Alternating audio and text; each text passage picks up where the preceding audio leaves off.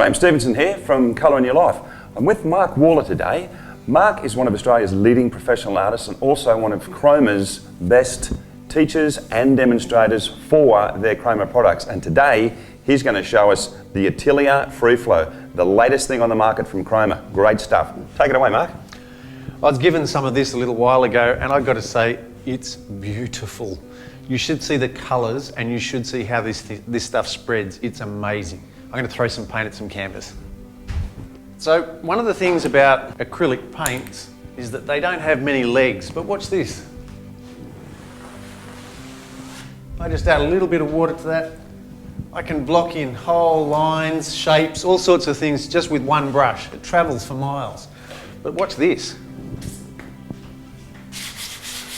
Look how great that colour is. Now what I'm going to do is I'm going to block in this whale and show how fantastic this colour is at spreading and how well it covers. One brush, one loaded brush. So you can just get so much more mileage out of the paint, can't you, Mark? You really can. You can get miles out of the paint and it just seems to keep flowing without losing that intensity.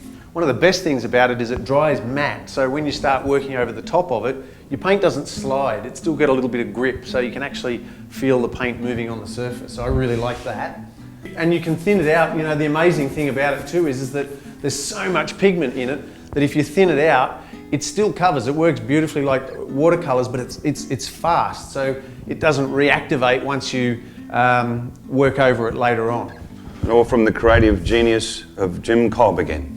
Yes, we have that genius scientist, Jim Cobb, who works away in his little area out the back there at Chroma making these wonderful paints. I really think he's hit the money this time. It's fantastic.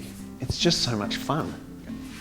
So as someone who paints professionally, it's really important that my paint does a few things. The first one is that it stays there.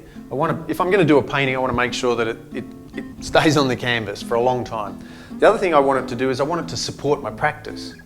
And then the last thing I want it to do is to be fun. And this seems to fulfill every single one of those criteria. And it has sort of integrated already itself into my arts practice. So I'm using it now for blocking in and finding all sorts of little ways of investigating and playing with it.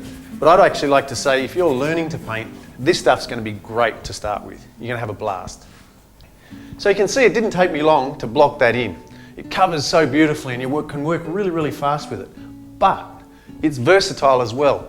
Now I don't know much about watercolors, that's kind of a mystical dark art, but I thought I'd play around with it this morning and I've messed around on a piece of brown paper and I'm pretty happy with how this has come out. It's nice and thin, it's sort of moved around beautifully, it's got enough pigment in it to make me happy. But I painted this and then painted this.